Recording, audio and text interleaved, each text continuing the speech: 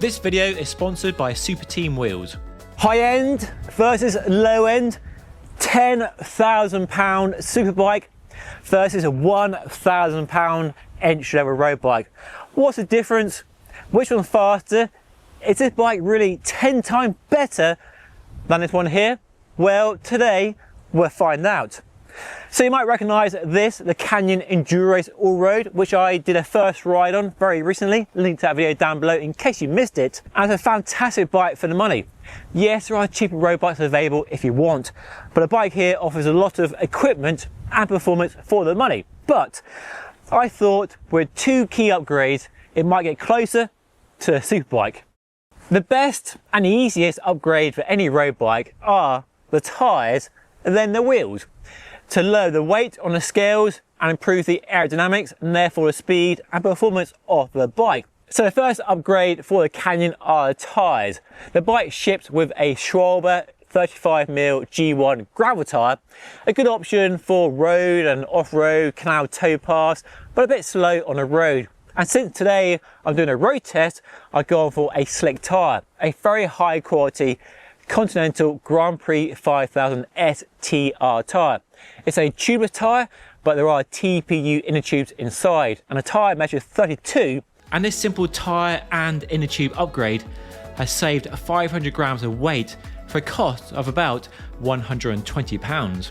So let's do a lap on these wheels and tyres and see what time I can do compared to the superbike here. And I've marked out a nice 4-kilometre course. I'm doing all the testing in the same morning to remove as many variables and ride at the same power throughout the entire course and really see which is quicker against the clock. This isn't a super scientific test. I'm not in a wind tunnel. I'm not in a lab. This is the real world and it's just a bit of fun really. So let's see how we get on. Let's do some testing. You may notice I've changed the stem.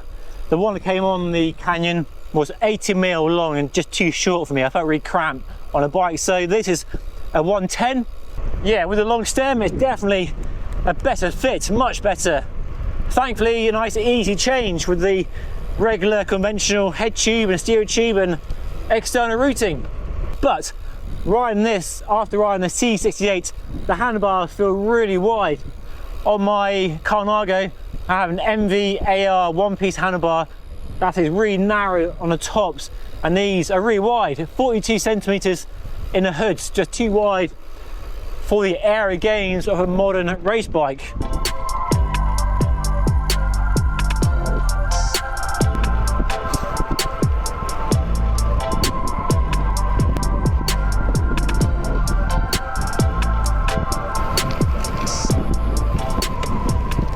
So just on a lap on the Canyon with the slick tyres fitted on the regular wheels, and oh my goodness me, what a difference they make compared to the gravel tyres it came with. For obvious reasons, it's much quicker on the road and feels like a really good road bike. So if you are looking at a Canyon as a road bike, first and foremost, then a tyre upgrade is definitely a good thing.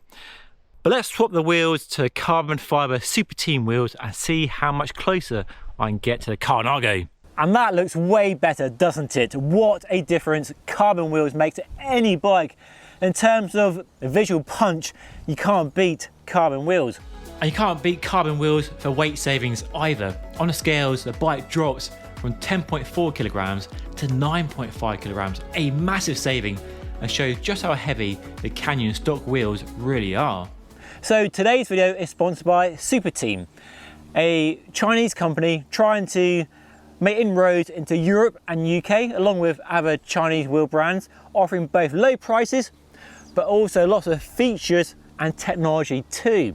These are the company's brand new flagship wheel set, the S-All Carbon Ultra H2, weighing just 1,359 grams on my scales, which is an impressive weight for a deep section carbon wheel set, especially when you consider how much they don't cost. They are less than £900 right now, and you can enjoy a further 5% off with my discount code on screen right now and using the website link down below the video. And then the rims are deep section with a wavy design, which is similar to other wheels out there, and what they call a dimpled shark fin technology on the sidewalls. Now, I don't know about the aero claims, but they sure as heck do look really cool. And then carbon fibre spokes to save weight and increase stiffness. Their own aluminium hub shells with ceramic bearings inside and a 54 tooth engaging free hub. Other details include a hooked rim design that measures 23mm internally and compatible with 30 to 34mm wide tyres. They have a rider weight limit of 120 kilos and come with a 3-year warranty. Now, this isn't a review of the wheels, but I have been riding them on the Colnago for the last 4 weeks or so. I've been impressed with their performance, and they do stack up well compared to more familiar mainstream brands like Black Ink, MV and Zip. So they do compare really well on paper and out here in the real world too. And in that time, I've had no issue with durability or reliability, the hub bearings or the spoke tension or anything like that. And they've been robust through some of the rougher roads. They're not all smooth like the tarmac here, that's for sure. So yeah, very good wheels. And I'll put a link to their website down below in case you want to find out more. But now, let's do some time testing and see how fast the Canyon is with these bling wheels.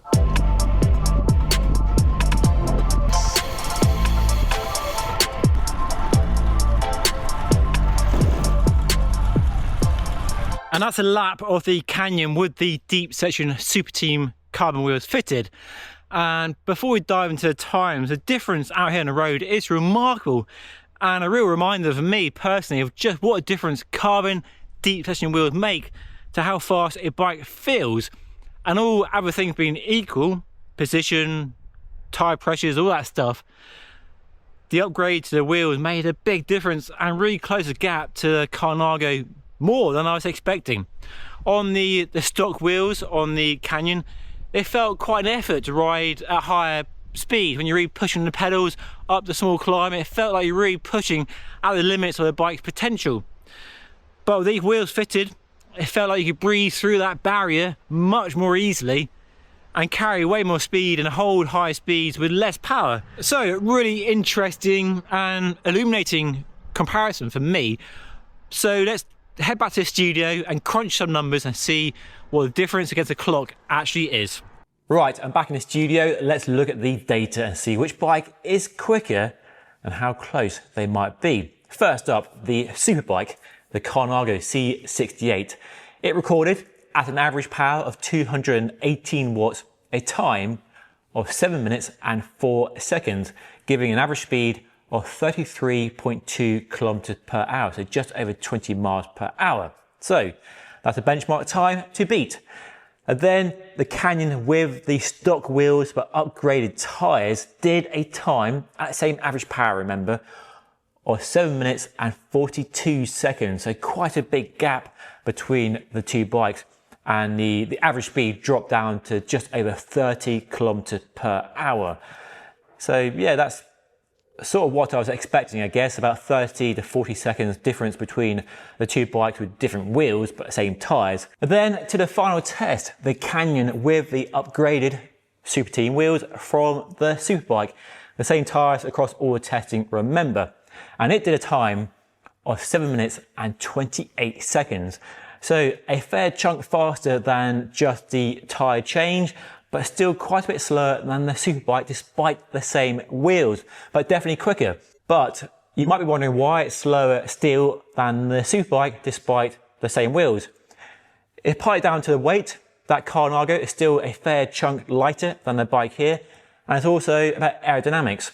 I rode in the same position on the hoods, but the Colnago has a narrower handlebar and the front end is lower. So despite riding in the same position, that position is effectively more aero on the Colnago, narrower and lower than on this bike, which is quite high at the front with quite a wide handlebar. So I'm getting more wind, hitting more air when riding this bike. So despite the improvement in time against the clock with the wheels and tyres, the bike is held back by virtue of its higher stack and the wider handlebars.